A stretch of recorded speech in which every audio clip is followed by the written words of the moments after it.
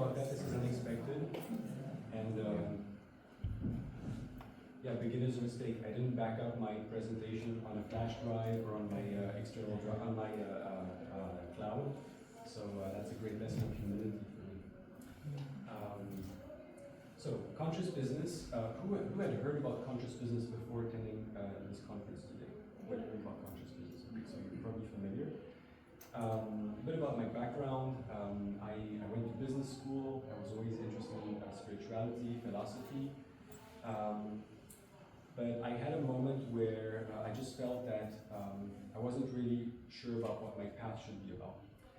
When I graduated from business school, I started working in leadership and development. I was based in France, but traveling a lot to the Middle East to train managers in the retail sector.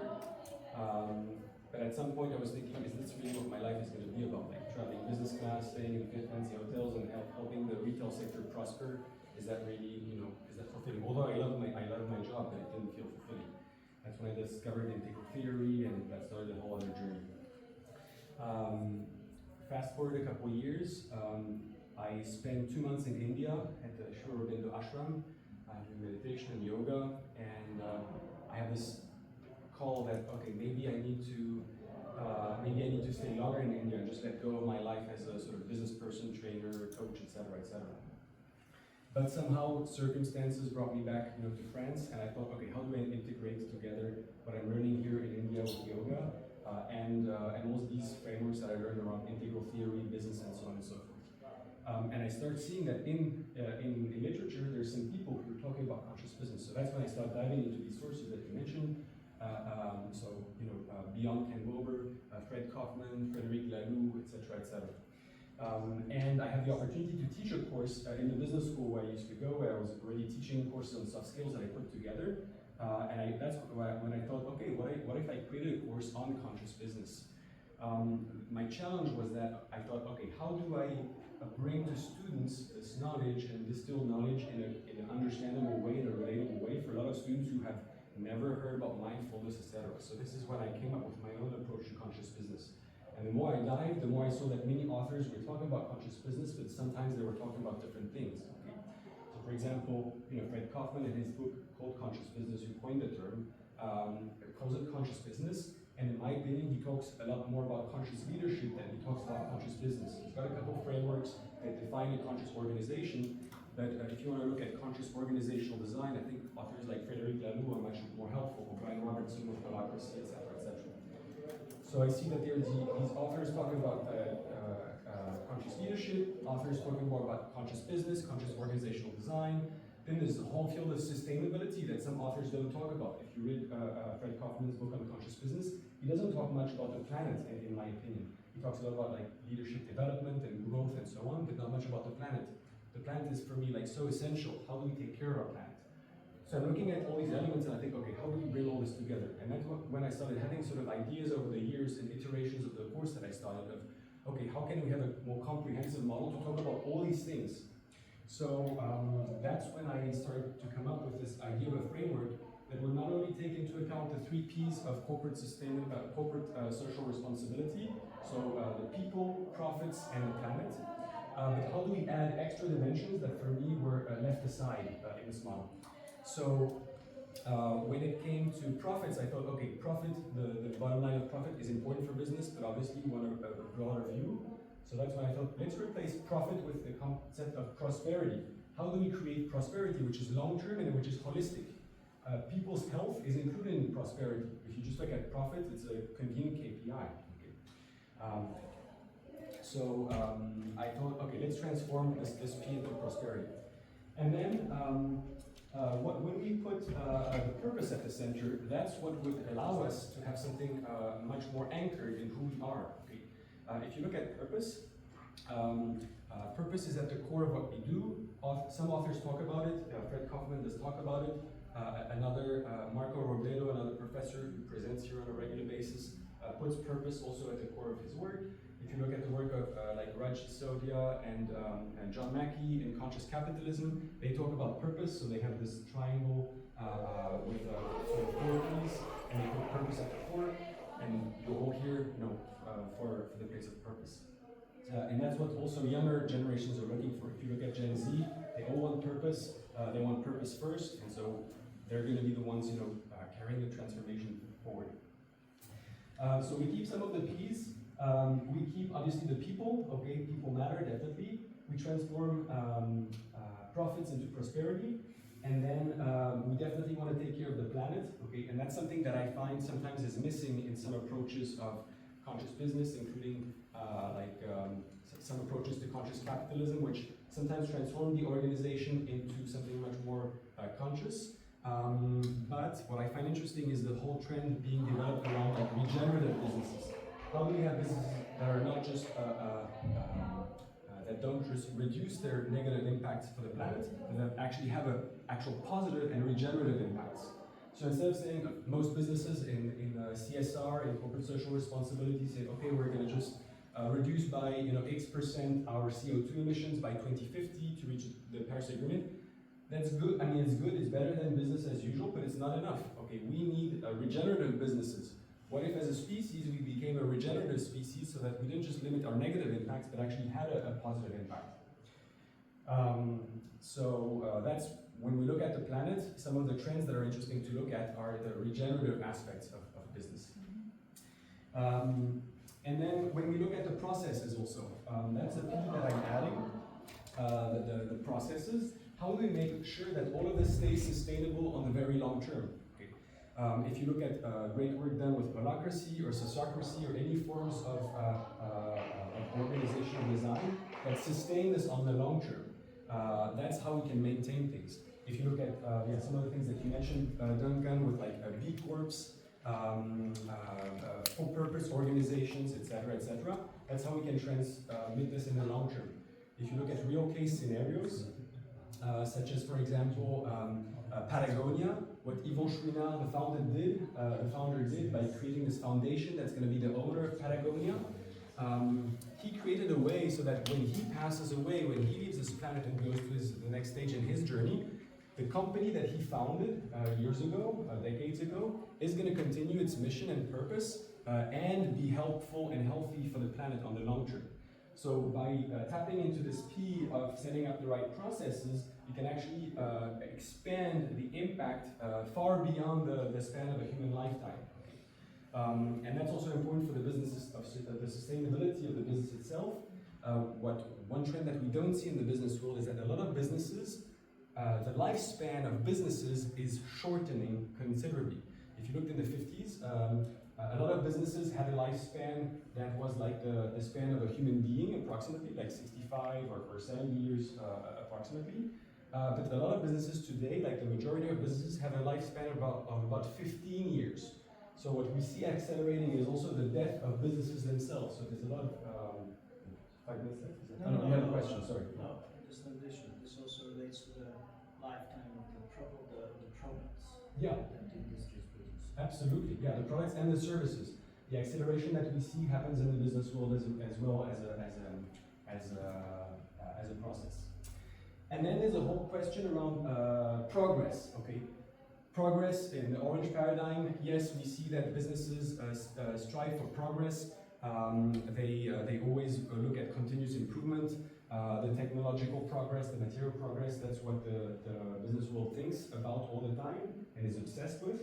But in conscious business, we look at the inner dimensions of progress as well. And one example of that is the inner development goals, the IDGs. How do we grow as people? The integral theory and the ACO model is also a map for inner progress.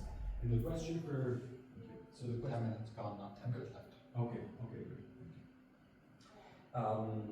And so the map for progress shows also how can we grow internally. And when we grow internally, then we can create more better businesses, and we can align the external progress with the inner progress. Because I believe, following, I think Ken Wilber would say that too. Yeah, Ken Wilber definitely thinks that, and other thinkers such as Sri Aurobindo and other sages say that if humanity is facing the challenges that we're facing today, it's because our external material progress has far exceeded our inner progress. If you use the quadrants model, basically, Basically, material progress, we might be here, okay? But in terms of our inner development, we have an inner atrophy, okay, in an individual and maybe at the cultural level too. So basically, we're like apes with guns, okay? We're using technology that's far exceeding our psycho-spiritual abilities.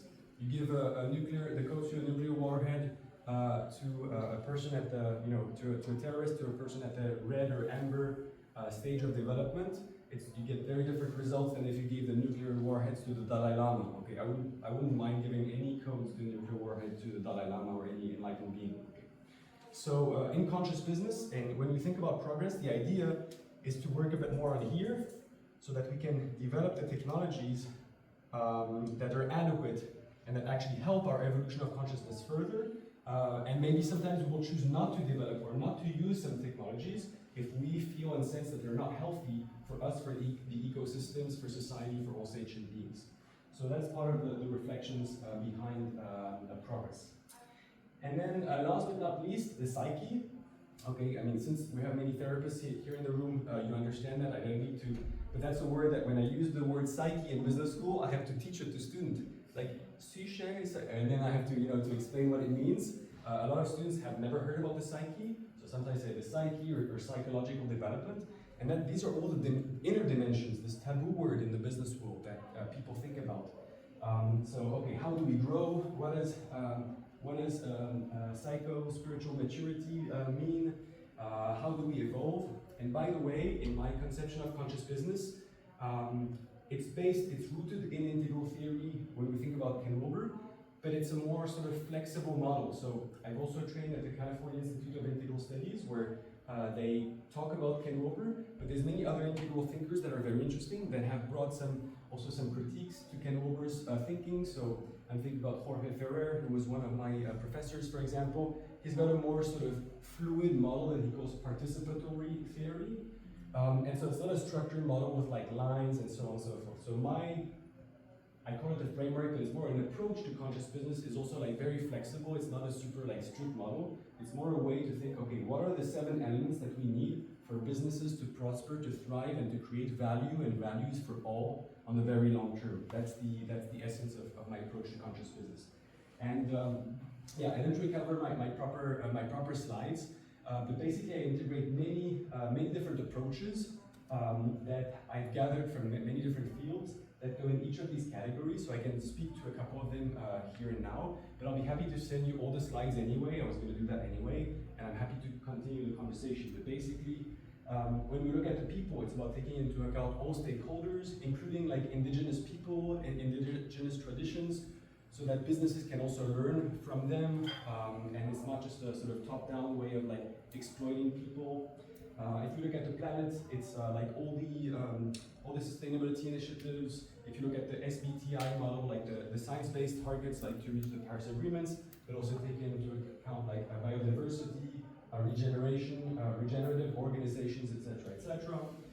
If you look at progress, it's all the tools like for outer progress, so all the questions around like AI, development of technology, the questions around like space exploration, etc., use of new materials, etc., but all the inner progress that's needed as well. Processes, yeah, conscious organizations, holacracy, sociocracy, yeah, different forms of reinventing organizations mentioned in Frederic Laloux's work. Yeah, and prosperity, yeah, how do we create like long-term prosperity? What that really means, all the approaches around like conscious capitalism, around natural capitalism, around regenerative capitalism, all the new forms of capitalism that are that are emerging, and also rethinking about this question around the abundance paradigm. Are we in an abundance paradigm, or also how do we thrive in frugality? Because capitalism might not be the only answer, so all the questions around like degrowth, post-growth models, do businesses always need to grow? Some of the only things that grow in an unlimited way, as we say, is cancer. So I'm not a specific advocate around capitalism, and I'm agnostic about what economic system might be best for humanity to thrive. And there might be some societies where capitalism might not be the best option. And By that, I'm not saying that communism or socialism might be best, but I'm saying that it's more about being open to what system might be beneficial for different human communities. And think about human communities like indigenous communities for which the Western systems are not the best, the economic systems as we see them. So I integrate that in the reflection on what prosperity really means. And if you look at countries like Bhutan, who invented the Gross National Happiness Index, or New Zealand, who created another way of measuring prosperity on the long term. There's also the Prosperity Institute, who created a prosperity index for different countries and a ranking of countries depending on their prosperity based on multiple factors, including like education, safety, etc., etc. You see that the rankings are a bit different than the ones just ranking GDP and taking GDP as the key measure. Yeah. In prosperity, do you have the well-being index there? Yeah, I will include the well-being and also there's a peace index, which is also helpful to look at that. Yeah, absolutely. Yes. Just a question. I mean, this all sounds great, but how do we actually get influencing business to adopt all of this stuff? Because it sounds brilliant, but I can't think of any clients I've had that would go for much of that. Yeah.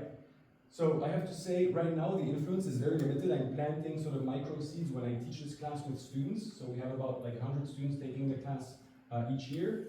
My hope, so I teach in IEC Business School, which is like the #2 business school in France. So my hope is that it's like the #1 bachelor's program in business in France. So my hope is that some of them will end up in position. So this is a very long-term game.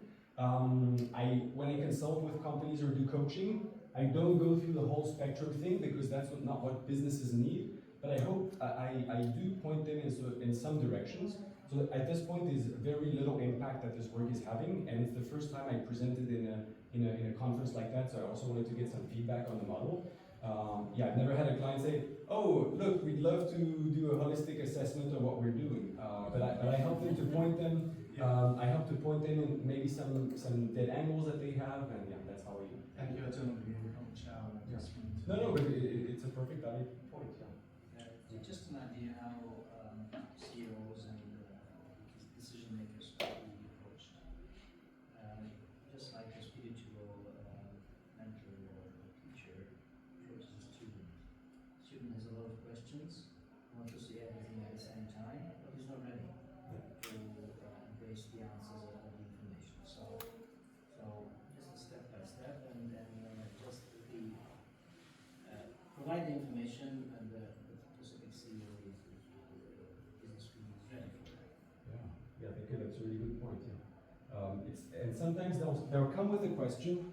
I've had that come with some clients. So they'll come with a question on prosperity, like profitability, for example, or they'll come with a conflict issue. I've had that with a client. They come with a conflict, and when I dive a bit deeper, I build a relationship where I coach the founder. Then because I have the framework in my mind, then I can see their blind spots. So for me, they don't need to know everything about the model, but I know some of the blind spots, and by asking questions, I can check my own assumptions. And so with one of the clients that I worked with, we started working on sort of basic leadership and team stuff, and most organizations don't need this, by the way.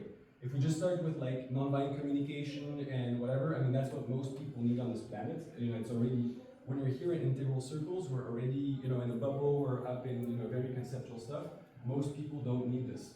But for some people, having this operating system inform the way that we approach our clients, whatever they do, can be helpful. Another client was working in finance, for example, and she was missing fulfillment.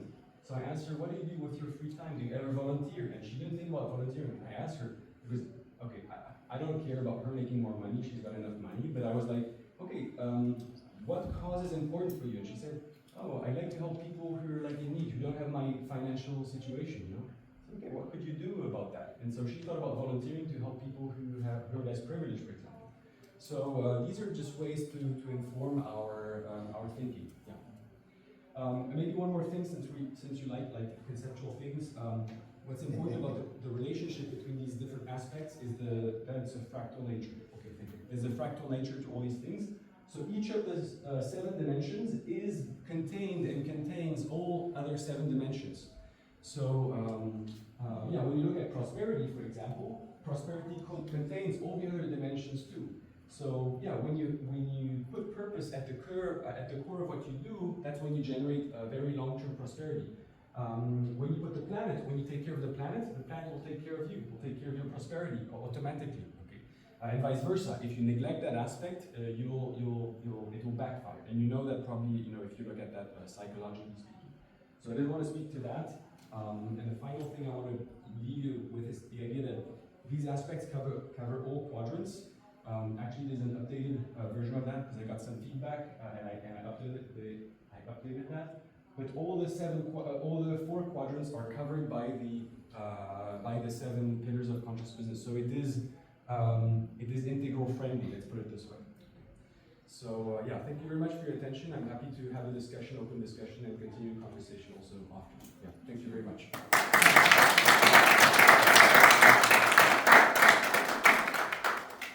How was the reception in our window village? Oh, the reception. You mean how? Have you presented it back? Oh no, I haven't. No, I haven't actually. No, yeah, Would they be interested? Yeah, it could be. Yeah, maybe an oral that it could be interesting. Oral, I mean. Yeah, you mean oral? Okay, yeah, it could be interesting to present it there. Yeah. You mentioned you consult. What's your foot in the door? How do you get in there? Yeah, my foot in the door is like basic. So, yeah, I don't search for clients, but when I meet people or clients who have an issue, I'll usually I'll let them know if I can help them with a particular issue.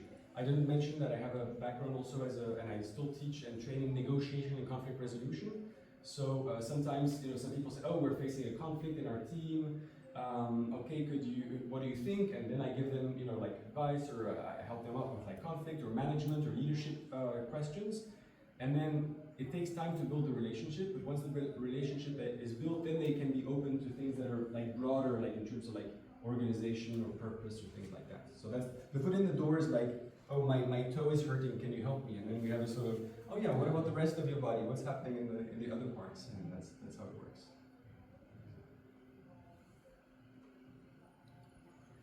What about the reactions from your students? Because I have another age and I'm very interested in this. Yeah. How do they receive it? They love it. Most of them. So the class is over. It's full. So it's an elective course in the business school, and there's several categories. Some students are very aware. I'm very surprised. So yeah, the evolution of consciousness is working. I mean, they're a gazillion times more aware than what I was when I was sitting at their place, 20 years ago, something like that. That's number one. Number two, so you have students who are very committed, like they meditate and etc. I discovered meditation only later on. Some of them, that's the feedback that I get in the sort of questionnaires, like at the end of the course. Some of them say, oh, I signed up for the class because I needed some credit, whatever, and I didn't expect that at all, but actually it was super helpful, I loved it, and so on. So I get really positive feedback, including some students who are not spiritual at all and whatever, but they love because I talk a little bit about spirituality, but not too much, and France has a very secular context, and it's a secular business school, so I try to be careful in my approaches like to spirituality in the context of the class. But yeah, they love it, and they love the fact that it's a big picture thing, because otherwise they have courses like on marketing, on finance, and having holistic thinking for them is new. And then I do embodied practices, I give them challenges, like basic stuff, like in the second session when we talk about conscious leadership, I asked them about one thing they could do to take better care of themselves, whether it's like sports, or whether it's like a meditation or digital detox or whatever, and I asked them to do the challenge for a whole week or 2 weeks, and to have a buddy to do that. And they see that for those who try it, they see the behavioral changes, and some of them come at the end of the class and say, oh, thank you so much, thanks to you, I went running again, and whatever, so they see very basic stuff. It's not conscious business, they don't need the flowers of the 7 people, it's more like the spirit of conveying like personal growth, and they love it. Yeah. Thank you.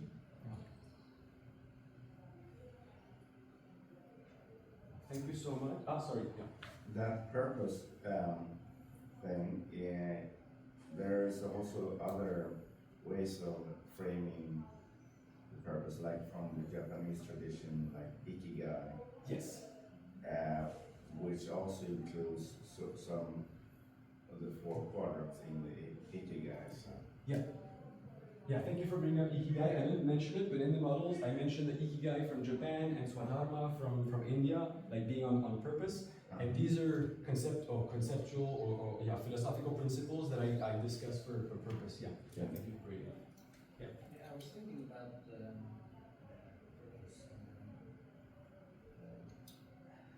In a way, I feel intention is more accurate word for that. Yeah. It's kind of deeper. Absolutely. And I link intention with purpose and psyche too, because with the psyche, once you become aware of your intention, which intention you put, then everything changes. Then you can define your purpose. Yeah, totally. Yeah. Intention. Are your courses in French or in English? It's in English. Yeah. In English. Of course, in English. So, thank you so much. Yeah, maybe we can wrap up with Lily and Duncan. We can. You want the three of us to wrap up maybe together, or we can have an open Do discussion. you work together, by the way? No, not until We the just conference. met this morning. we're teams. We're friends since this month. Yeah, we're friends. Yeah. Or this week. Yeah. So much. So yeah, with the time remaining, we can maybe have a sort of open discussion, a couple minutes if you want, or impressions or anything any key takeaways you got from our session all together. Just with lunch. Yeah. Can be lunch. I don't know what time it is. It's exactly the end of the session. Oh, okay, on the minute. Okay, That's perfect. Okay. Well, thank you so much for your participation, and yeah, we can just if you have anything, we can discuss with those who want. Yeah. Thank you so much, everyone. Thank you. Thanks.